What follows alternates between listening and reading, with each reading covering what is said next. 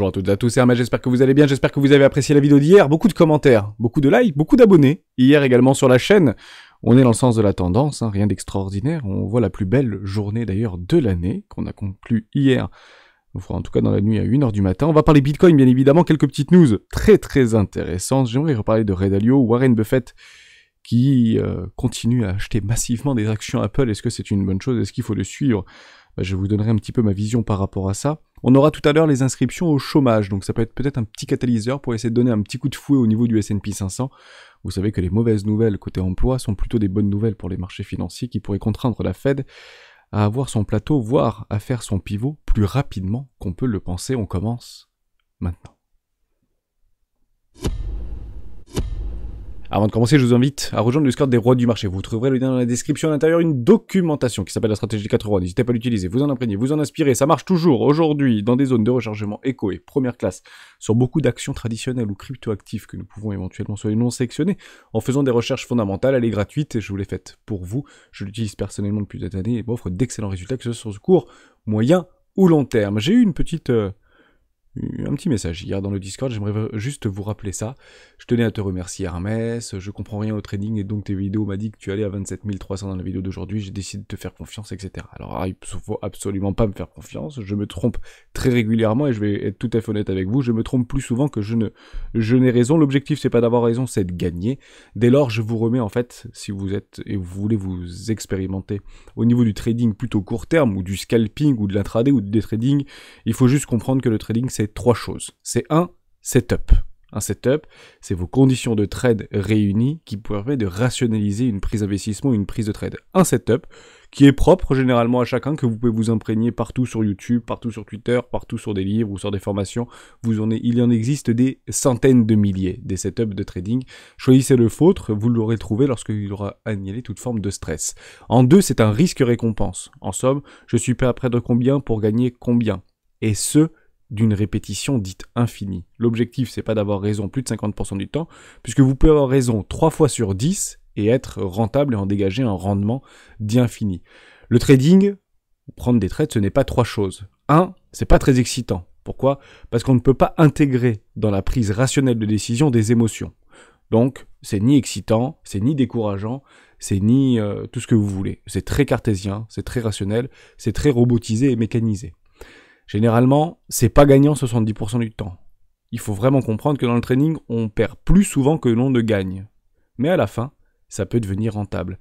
Et ce n'est pas, malheureusement, pour 99, voire, je dis 95%, mais ça peut être bien plus, entre 90 et 99% des gens, malheureusement, ce n'est pas rentable sur le long terme. Et je rappelle que 90% des traders amateurs perdent 90% de leur capital en 90 jours. Donc j'espère que je vous ai aidé par rapport à ça. Je suis moi personnellement plutôt investisseur et je le dis souvent dans les vidéos des rois du Bitcoin. Pourquoi? Puisqu'en faisant des calculs sur 4 ans à peu près, je me suis rendu compte que j'étais plus rentable en faisant de l'investissement moyen, long terme, voire très long terme en suivant les tendances, plutôt qu'à faire du trading. Dès lors, beaucoup plus de temps pour m'occuper de mes loisirs, m'occuper de mes passions, m'occuper de tout ce que vous voulez, être sur le Discord, être sur les graphiques, ça me plaît beaucoup, mais ça ne veut pas dire que je suis ultra actif. Je dois prendre un trade par mois et ça me suffit complètement, totalement, puisque je suis plutôt swing trading et j'en ai pris un récemment. J'en prends relativement peu pour être tout à fait honnête avec vous. Quand ça marche, tant mieux, mais ça ne veut pas dire que ça aurait dû marcher ou que ça doit marcher. On peut encore se faire invalider, bien évidemment. Voilà pour ça. On va parler Bitcoin extrêmement rapidement. Donc on a fait la plus belle bougie verte de l'année, donc plutôt intéressant de l'observer. Je crois qu'on a quasiment fait dans toute la journée. Voilà, 10%, c'est plutôt intéressant. Donc on a fait ce qu'on appelle un bear trap ici. Donc on est parti piéger beaucoup de vendeurs à découvert. D'ailleurs, on va quasiment péter là les x20, les x10 s'ils ont été explosés. Et là, potentiellement, les x7, voire les x5, si on fait un petit 20%, ce serait plutôt intéressant. C'est complètement logique, voire trop évident de pouvoir mettre un stop au-dessus de la précédente résistance des 25 000 $. Alors 25 000 $, c'est vraiment un point pivot très important puisqu'on viendrait en fait s'affranchir de le précédent top provisoire qui nous a envoyé plus bas que terre lorsqu'on était exactement ici. Donc c'est presque évident de positionner en fait un short ici. Je pense qu'on ne laissera pas bien évidemment les leviers x100, les leviers x50, les leviers 70 gagner, mais c'est vrai qu'il serait peut-être intéressant si vous êtes actuellement en longue de pouvoir prendre des TP. Personnellement je le ferai dans une énorme poche de liquidité de short. Je l'ai pas pris avant, je me dis on est tellement près du but et puis quand on voit des arrachements haussiers, ceci n'est pas baissier. Donc quand on a des confirmations sur tous nos indicateurs techniques, en tout cas les indicateurs techniques que j'utilise utilise, qu'on a en fait un sentiment extrêmement baissier et qu'on voit des bougies vertes de l'enfer, bah pour le coup, je préfère me dire qu'on n'est qu'au début du chemin, on n'est pas à la fin du chemin. Donc, prendre des TP, oui, shorter un TGV, moins. Hein, pour être tout à fait honnête avec vous. Donc laissez en fait passer le temps, entre guillemets, hein, le temps donne souvent raison aux impatients, on récompense les plus patients, donc faites attention à ça, mais on peut éventuellement aller chercher quelque chose comme ça, et à ce moment-là, prenez une décision. Attendez que ça latéralise un peu, parce que vendre le top, c'est quasiment impossible, comme d'acheter les bottoms, c'est quasiment impossible. Après, ici, on l'avait vu, hein, par rapport à ce premier arrêt, il faut pas aller chercher les premiers arrêts, il faut pas aller chercher les zones de rechargement, il faut pas aller plus bas, il faut pas donner de dip, il faut que personne ne rentre dans ce train. Et c'est à peu près ce qu'on est en train d'observer. Donc je suis plutôt content de l'observer, parce que ça permet en fait de correspondre à mon scénario et à ma visualisation en fait du marché actuellement. Le marché monte avec un minimum de personnes, mais descend avec un maximum de personnes. À quel moment les bears et les perma-bears deviendront boules? Je pense qu'à partir des 25 000 $, on commence à se poser des questions, et je pense qu'on tape les 30 000 $, je pense qu'on est relativement boule. Et c'est à ce moment-là qu'il faudra prendre des profits en réalité, en tout cas dans ce laps de temps. Donc là, on est proche, entre guillemets, d'un double top 10 parfait. Vous pourrez revenir dans le passé, généralement les doubles top 10 parfaits, ça marche rarement. Généralement, on va chercher des extensions et on va chercher de la liquidité. C'est exactement ce qui s'était passé en fait lors du précédent ATH. Ici, on était relativement vert, encore double top parfait, on retrace un petit peu, on ne vient pas chercher le premier arrêt, puis derrière on fait un nouvel ATH, et là la planète devient boule. Personnellement, j'étais boule à ce moment-là. Je me dis, bah nouvelle ATH, ce sont des conditions d'investissement, why not? C'est pas pour ça que je mets all-in. Mais techniquement, c'est là où on peut éventuellement prendre massivement des profits et repousser le prix par rapport à ces institutionnels qui peuvent potentiellement retourner ce cours. C'est exactement ce qu'on a observé ici. Mais le pire, c'est pas ça. Le pire, c'est que, en réalité, lorsque vous faites un nouvel ATH et que vous avez la tendance dans le dos, c'est très difficile de se retourner l'esprit. En somme, ici c'est le dip, donc je fais une grosse position sur un premier arrêt suivi de tendance 51 000 $. Beaucoup l'ont fait en fait à ce moment-là. Vous reprenez des vidéos de cette période-là, beaucoup ont acheté 1, 2 bitcoins sans aucun problème, 3 bitcoins, 10 bitcoins, 20 bitcoins ont suivi de tendance, to the moon, all-in, bitcoin à 100 000. Et puis d'ailleurs on continue à retracer et on vient chercher un premier arrêt de tout le précédent mouvement. 36 000 $, c'est une boîte en or, c'est magnifique, c'est incroyable. Et la structure nous a malheureusement pas donné raison sur ce magnifique W Weekly qui a piégé beaucoup, et je dis bien beaucoup de personnes, moi le premier, parce que beaucoup d'investissements, je les ai fait ici sur mes cryptoactifs préférés. Pourquoi? Parce que beaucoup de cryptos étaient redescendus dans des zones éco-classes, qui après, bon, c'était moins 60%, moins 65%, moins 66%, c'est quand même mieux que le top du top, entre guillemets, et bah il y en a beaucoup qui ont fait du moins 90, voire du moins 93%, voire pour certaines, moins 98%, sur des cryptos que j'avais soigneusement sélectionnés, qui commencent à reprendre des couleurs, mais c'est que le début. C'est que le début, les tendances mettent du temps à se positionner.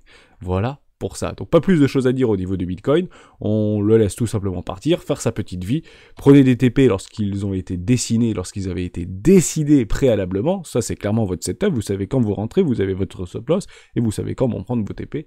Moi personnellement, ce sera là-dedans que je prendrai mes TP, dans cette magnifique poche de liquidité, et pour le coup je pense que c'est tellement évident pour les vendeurs à découvert de se positionner là, qu'on peut donner raison aux impatients, je ne dis pas du tout le contraire, on peut donner raison aux impatients, mais récompenser les plus patients, c'est généralement ce que le marché fait, et il faut tout simplement essayer de reproduire ces fameuses fractales pour potentiellement en tirer un rendement. Côté Shimoku Kinkoyo, ça c'est joli. Voilà notre Shikuspan, le Shikuspan qui donne le signal. Honnêtement, si on clôture ici en weekly, franchement c'est bonnard, parce que pour le coup, on aura vraiment le signal intégral, et on pourrait chercher cette petite poche de liquidité.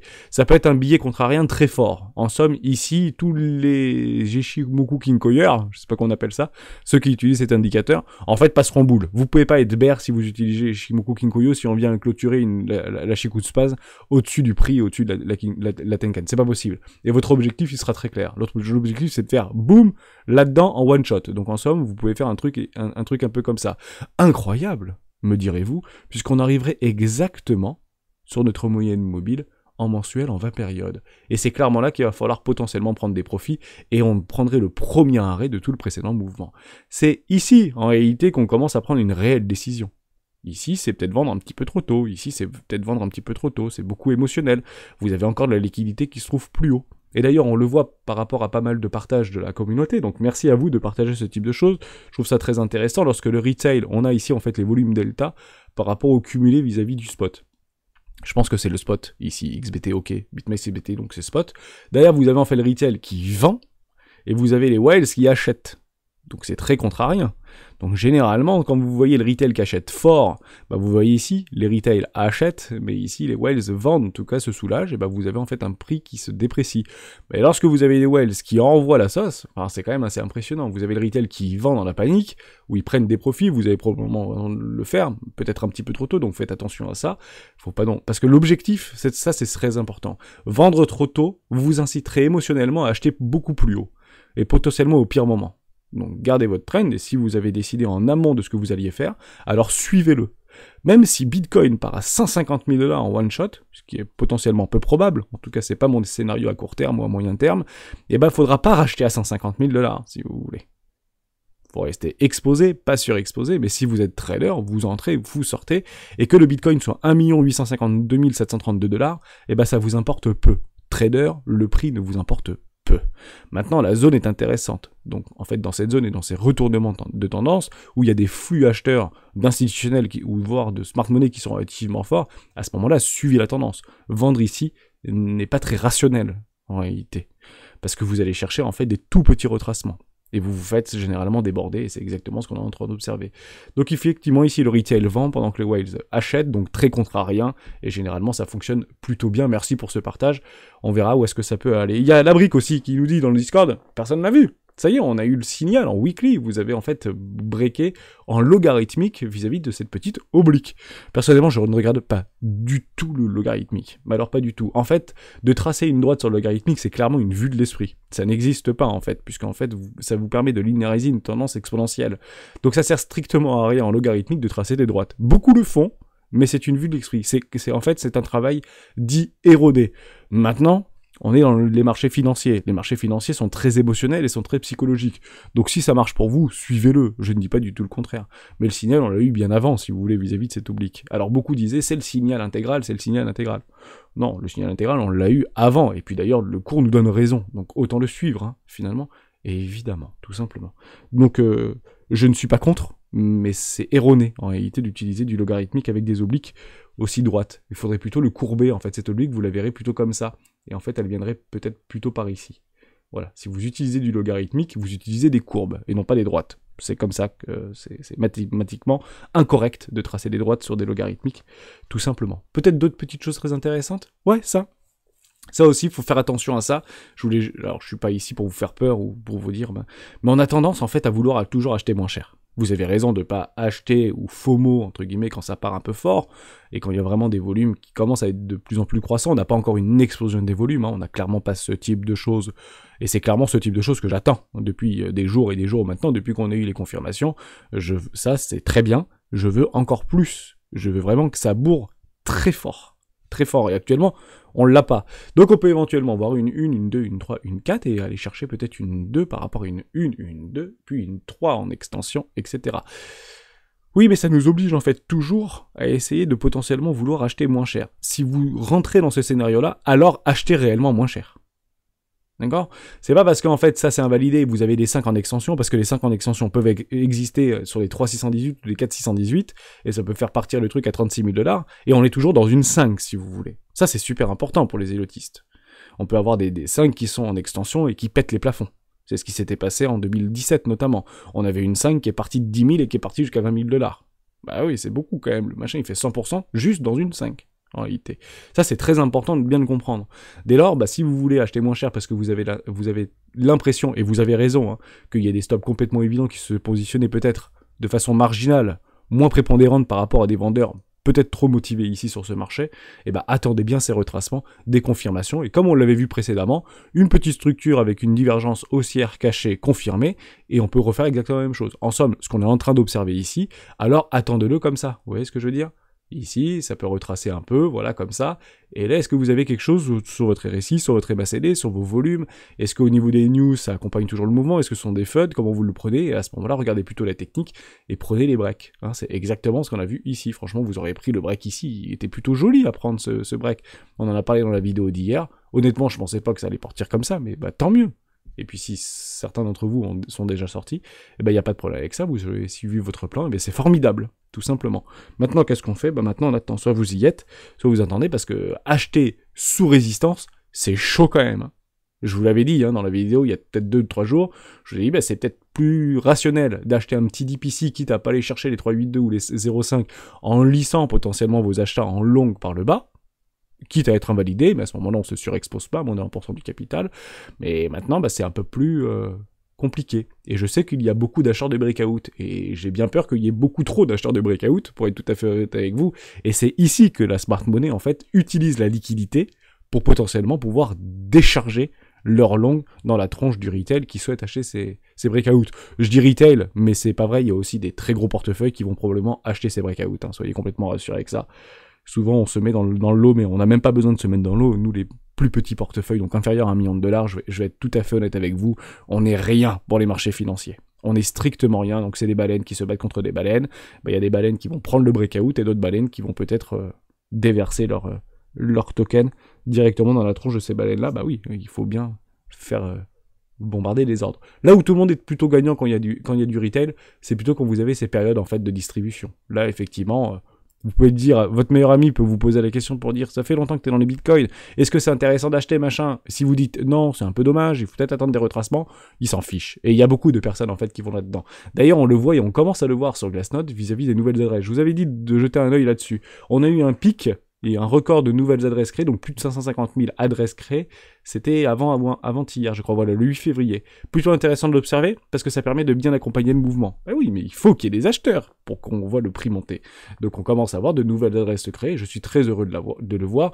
On peut continuer à l'apprécier, tant que la tendance est forte, et pas de problème. Il faut bien sûr accompagner ce mouvement, et c'est tant mieux. Si on avait vu des adresses en fait continuer à baisser, et qu'on ait des volumes, entre guillemets, en train de décroître, et des contrats futurs qui commencent à exploser au niveau des open interest, bien qu'on commence à avoir des petites choses qui sont plutôt intéressantes. Ici, vous avez une petite explosion au niveau des open interest, ouais, mais le ratio long short part fortement dans le, entre guillemets, dans la négativité, donc plutôt en faveur des longs ici, puisqu'il y a plus de short visiblement que d'acheteurs.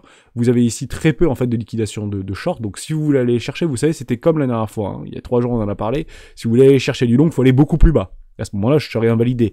Mais si vous voulez aller chercher du short, il faut aller beaucoup plus haut. Donc choisissez votre camp, mais maintenant c'est un peu dommage de long ce marché. Sous résistance, c'est pas la meilleure idée, puisque les range traders doivent se montrer maintenant, c'est une certitude absolue. Vous avez quand même un tout petit relais au niveau du CVD spot, plutôt sur les contrats futurs qui sont plutôt en force. Est-ce qu'on peut consolider? Oui, mais tout de même, on est dans une forme de consolidation, et on arrive sur un double top parfait, ou quasi parfait en tout cas, de Ethereum. Sur Ethereum, vous avez cette magnifique résistance qui est plutôt forte. Je vais pas le prendre ici, je vais le prendre plutôt ici, on le verra, voilà, on verra mieux. Donc c'est les fameux $1 700, donc là 1680, ouais, je l'avais mis combien? $1 680. Donc on a vraiment des double top parfaits, si c'est vrai qu'on peut aller relativement vite, aller chercher les $2000. Moi j'aurai mon premier TP sur mon long, je pense juste en dessous des $2000. Voilà, ici, juste en dessous. Je l'ai mis à 2000, mais c'est juste en dessous des $2000, dans cette petite poche de liquidité.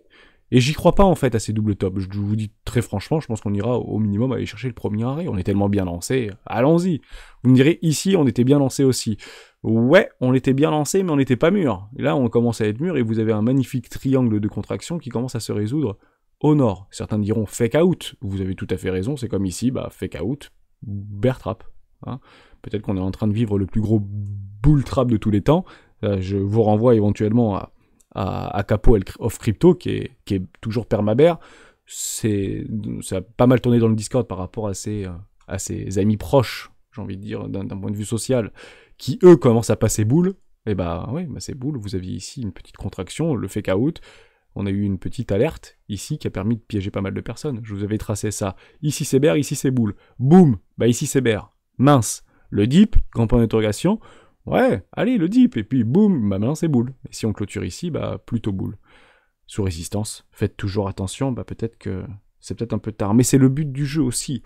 L'objectif, c'est encore une fois de faire entrer un minimum de personnes. Donc on sait très bien que ceux qui sont là sur ce marché ont eu le temps de s'éduquer, ont eu le temps de s'informer sur les codes des marchés, entre guillemets, et on nous explique qu'il ne faut pas acheter sous résistance. Il faut plutôt les vendre ou, éventuellement, ne rien faire. Voilà, pas plus de choses à dire par rapport à tout ça. On va reprendre quelques petites infos. Binance et son BUSD, un accord avec la SEC, serait-il à venir? Gros point d'interrogation. Clairement du FUD. Je pense que c'est quasiment un article qui ne sert strictement à rien, mais merci Magali quand même. Je ne te jette pas la pierre, bien évidemment, mais ça nous apprend strictement rien. Mais voilà, c'est les petites rumeurs qui tournent actuellement. Je vous parle d'autre chose par rapport à Ray Dalio. On revient en fait dans le passé, on avait beaucoup parlé lors d'un live, c'était il y a plusieurs mois de cela, qui avait placé 6,7 milliards de positions courtes contre les actions européennes. On peut les reciter, BNP Paribas, on avait cité également Total Energy qui a fait un nouvel ATH, BNP Paribas qui a fait sa meilleure année 2022, c'est juste incroyable ce qui s'est passé. Bref, il s'était positionné où notre ami Ray Dalio? Et je vais juste vous remettre dans le contexte, parce que, en fonction de ce qu'on lit, en fonction de ce qu'on voit, il faut pas se créer de billets contrariens. Ray Dalio, c'était ici. On l'avait noté ensemble, vous voyez, sur cette petite cartouche rouge ici, c'était donc en juin 2022. Ray Dalio, méga short. Il le dit, il le prouve. Donc il peut le prendre en fait 3 mois avant, en réalité. Donc si vous prenez 3 mois avant, ici je suis en weekly, bah, peut-être par là, il avait dû shorter dans la tendance, et probablement qu'il avait vraiment raison de le faire. Vous aviez des structures qui étaient pas très jolies. Bon, maintenant il se retrouve, nouvelle ATH. Ouais, mais si en fait vous prenez par rapport à son capital sur je sais plus comment il s'appelle son fonds. Mince, bon, c'est pas très grave. Vous me le direz dans les commentaires, ça fera des commentaires en plus. Ça correspond en fait à 7 milliards par rapport à 150 milliards de dotation vis-à-vis de son fonds d'investissement. Bah c'est 5% en réalité. En réalité, vous avec 5%, vous couvrez. Vous faites pas all-in short là-dessus. Donc toujours avec une prépondérance vis-à-vis aux ordres de grandeur, c'est super important. En fait, il short le CAC avec 4% de son capital ou 4,7% de son capital. Franchement, si CAC 40 fait 3 fois son ATH, honnêtement, il va pas perdre tout son argent. Ça va peut-être un tout petit peu rogner au niveau de sa rentabilité, surtout qu'il est plutôt pas mal exposé au niveau sur l'or. Ray Dalio, je sais aussi qu'il a un petit peu d'or, il avait renforcé sur l'or. Donc on suit, c'est marrant à quel point on suit bien cette petite tendance qu'on avait marquée pile ici sur l'oblique. C'est toujours rigolo, donc si vous voulez acheter de l'or, bah, peut-être attendez ce red flag, parce que potentiellement on est en train de prendre la direction. Hein. Et ici, premier arrêt, suit zone de rechargement de vente logique, d'achat logique, pardon, puis c'est ultra bear. Et à ce moment-là, bah, utilisez la liquidité des uns pour s'occuper des autres, hein. Vous connaissez l'histoire, bien évidemment. Ça c'était pour Ray Dalio, donc attention à ces billets contrariens. Je ne dis pas qu'il a tort ou je ne dis pas qu'il a raison, je dis juste en fait qu'il suit tout simplement ses setups et il suit tout simplement sa stratégie. Et sa stratégie, elle est bien rodée, hein. ça fait 50 ans qu'il l'applique. Tout simplement. Warren Buffett détient 137 milliards de dollars d'actions Apple. Je crois qu'il est monté à près de 50% au niveau de son allocation vis-à-vis de son portefeuille. Donc c'est quand même plus de 50% de son capital dit investi, me semble-t-il, parce qu'il a quand même beaucoup de cash. Bon, en gros, il fait all-in sur Apple. Et il a enlevé de l'action sur Taïwan technologique, je ne sais plus trop quoi, je l'avais ici je crois, on va regarder ensemble. Ici en attente, je l'avais d'ailleurs mis en attente, je vous en avais parlé, parce que je suis aussi notre ami, non c'est pas Tiello, c'est... Et c'est où? En attente. Ah voilà, TSM, Taiwan Semiconductor Manufacturing. Ok, c'est ça. Donc derrière, je vais juste enlever ça, et donc ici il soulage sa position, donc il enlève du TSM pour acheter plus d'Apple. Pourquoi il fait ça? En fait, c'est très simple, parce qu'il essaie peut-être quelque chose que nous ne savons pas, mais ça a été, entre guillemets, communiqué. Bah, c'est ceci. Voilà. Ce changement d'orientation pourrait trouver plusieurs explications. Une confiance accrue dans la résilience de la firme, surtout au vu de ses excellents résultats financiers. Ils étaient en deçà du consensus, mais on va pas se mentir, Apple, c'est canonissime au niveau des résultats financiers. C'est la boîte la plus rentable du monde, qu'on le veuille ou non. Même si vous êtes permabère sur Apple, bah ça reste la boîte la plus rentable du monde qui fait un sacré rendement. Mais surtout, sa capacité à produire des puces maison dans un proche avenir, ce qui lui permettrait de se libérer de TSMC. Ça, c'est rationnel. On crée un narratif, on crée un scénario et on positionne nos jetons en amont de la news. Donc généralement, c'est buy the rumor, sell the news. Ok ? Donc il est vrai que Apple travaille sur ses propres puces dites maison, qui pourraient se désolidariser de TSM. Dès lors, qu'est-ce qu'on fait? Est-ce qu'on va en fait chercher des... Mais non. Ici, vous voyez qu'on arrive sur la moyenne mobile 20. Il prend des profits sur cette moyenne mobile 20. Quand vous voyez ça, ça vous paraît logique. Ça paraît du bon sens. On est toujours dans une dynamique tendancielle baissière et vous allez me dire d'ailleurs, c'est dommage, vous avez une magnifique épaule, tête, épaule inversée, on peut tracer l'oblique. Derrière, on va chercher des objectifs. Ici, on va chercher le petit breakout. Bingo, on peut aller peut-être un petit peu plus haut. Enfin, un truc comme ça. Oh, on n'y est pas très loin. Vous voyez, allez, on joue le setup, lui il a acheté là-dedans, je crois, ou un truc, enfin par là, quoi. Je sais plus quand est-ce qu'il s'était positionné. Bref, ça a bien fonctionné, et beaucoup d'investisseurs particuliers comme professionnels le suivent, pour le coup, et ça permet d'alimenter la hausse. Et puis lui, il a dû vendre, voilà, c'est notre ami Warren qui a vendu là-dedans, pile sur une moyenne mobile 20. Dès lors, si on comprend que les moyennes mobiles 20 sont des bonnes zones ou un premier arrêt, puisqu'on travaille le premier arrêt, tant qu'il tient, c'est de faire un nouveau plus bas, mais on tend à accepter au-dessus du premier arrêt, on pourrait aller chercher peut-être une extension, pour aller chercher une zone de rechargement de vente logique, alors regardez au niveau de cette moyenne mobile 20 sur Bitcoin.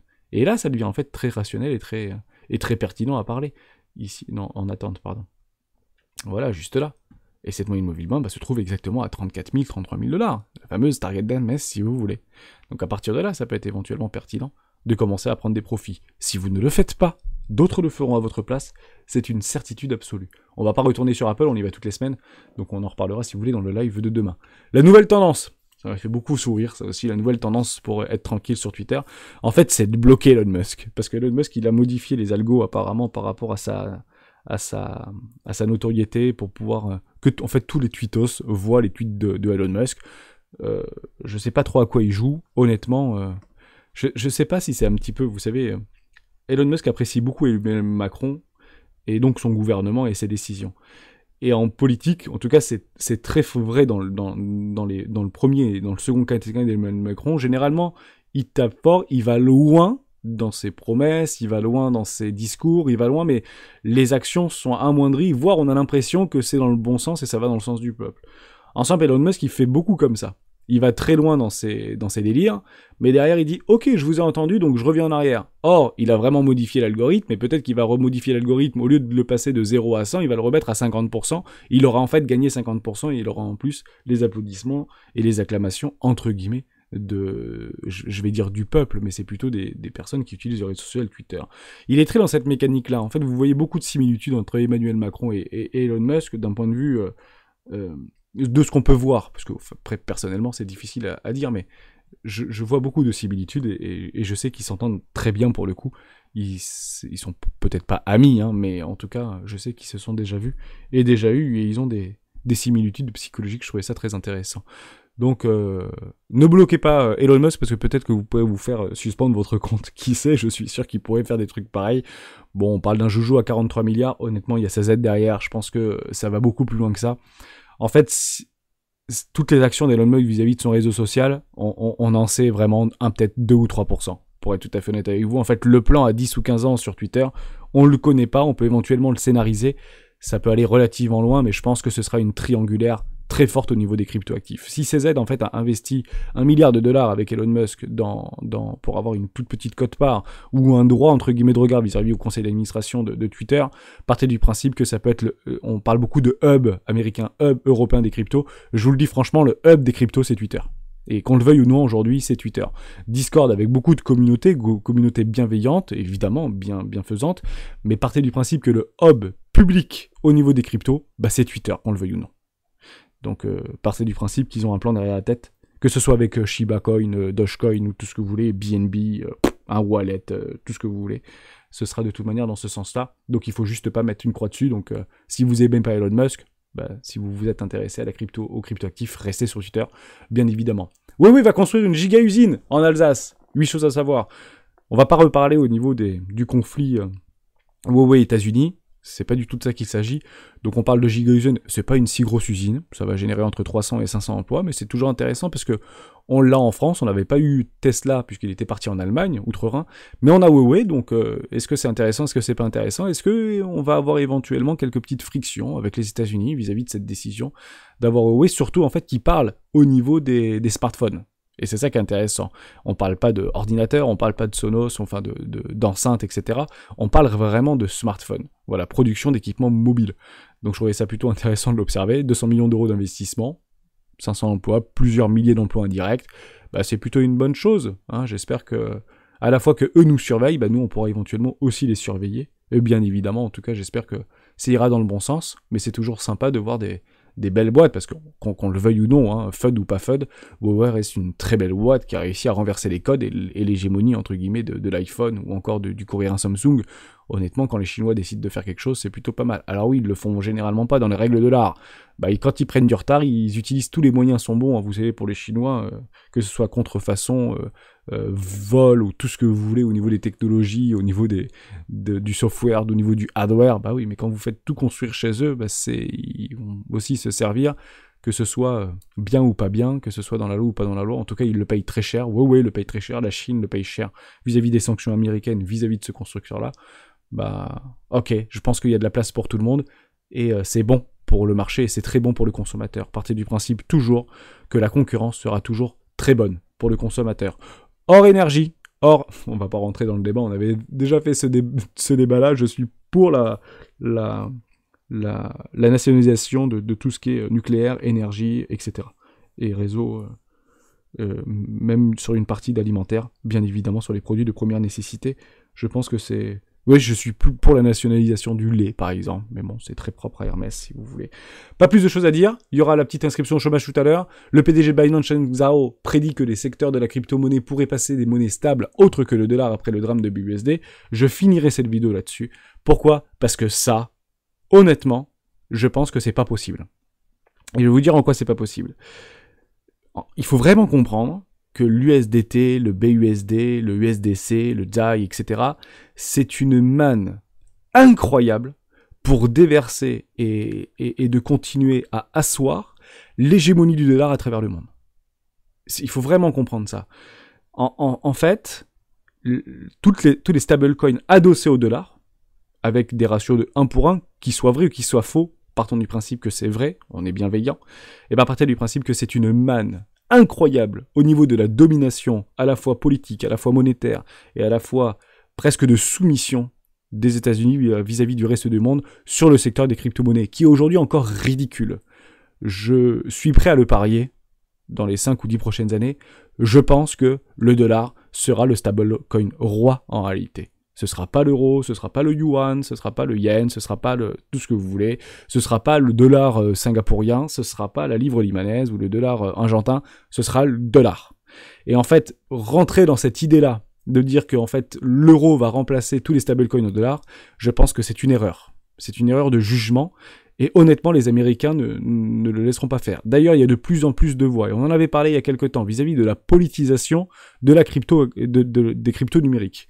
Pourquoi ? Parce qu'en fait, de plus en plus, démocrates et républicains, je parle aux États-Unis, vont commencer à se positionner pour ou contre. Et généralement, ça clive. Républicains peut-être pour ou contre, et peut-être que les démocrates peut-être pour, peut-être contre. On ne sait pas, mais à un moment donné, ça va cliver.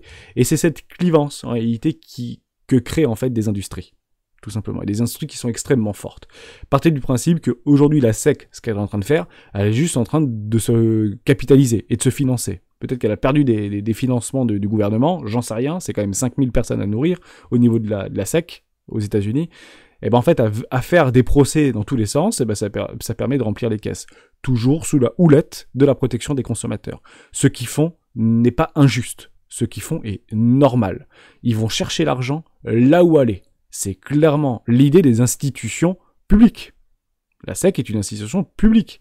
L'État est une institution publique. Dès lors, ils vont chercher l'argent là où il se trouve. Et actuellement, ils ont bien compris qu'il y avait de l'argent qui se trouvait très proche des crypto-monnaies.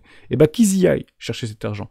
Mais je pense très honnêtement que ce qu'on est en train de vivre aujourd'hui ne sera très probablement qu'un mauvais souvenir, beaucoup plus rapidement qu'on ne le pense, et que le dollar sera la monnaie reine sur l'intégralité des échangeurs de crypto-actifs du monde.